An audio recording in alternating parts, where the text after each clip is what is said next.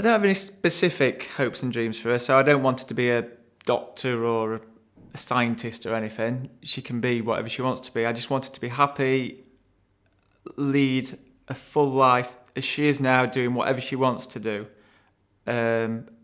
She's born profoundly deaf, but she lives in a hearing world because of her cochlear implants, and I wanted to be able to continue to do that. We constantly celebrate how well she's doing and how wonderful she is. When Phoebe first had a cochlear implant, we wanted her, our hopes were that she would have access to sound and have some speech development. Well, she now lives in a hearing world. She has age-appropriate speech and language. She has no support at school in a mainstream school. She has hearing friends who she communicates with brilliantly. She's far exceeded any expectations we had. And so we're amazed at the miracle of cochlear implants, basically, and what it's enabled Phoebe to do.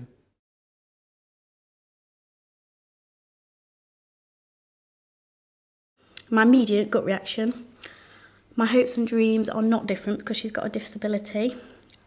However, I am very emotional about her development and how she will be in the later years.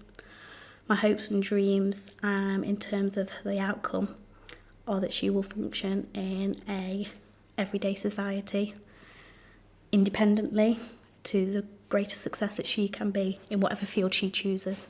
That was the reason for the cochlear implant. Certainly the decision for the second one, it was mainly her decision for the second one. And whatever avenue she chooses to go down, that she will be independently able to function confidently, successfully, and have a good self-esteem.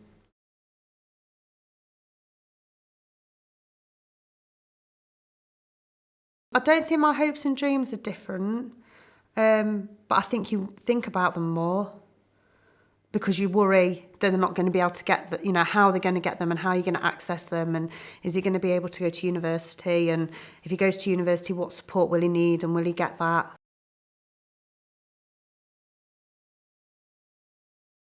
I don't think I have got any hopes and dreams any different than his brother, because they both love science, they both love maths, and I could see them both doing really well at any of those. So, we say you're going to be a mad professor when you're older, Jake, because they love it. And I think from my point of view is I want them to enjoy life and succeed. I think that's probably my hope for him, is to succeed in whatever he wants to do.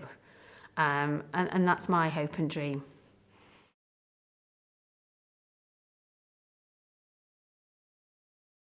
Every day, it's something that comes to your mind. You're thinking, in what ways, can I help? If he doesn't do well in school, can we sort of look at other things, other strengths that he's got, like sports, or if he can get into music, something different. It doesn't necessarily have to be, academics. You could obviously prove, himself and do well in other things.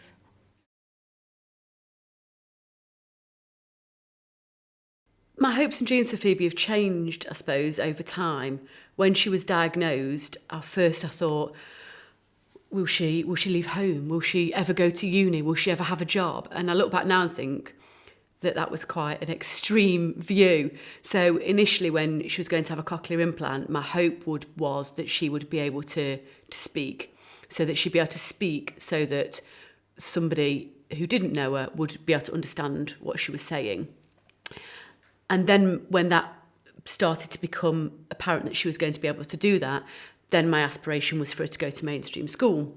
So then when she was 5 and she got into mainstream school, it's she'd achieved that aspiration. So I suppose as I kind of set aspirations at each stage,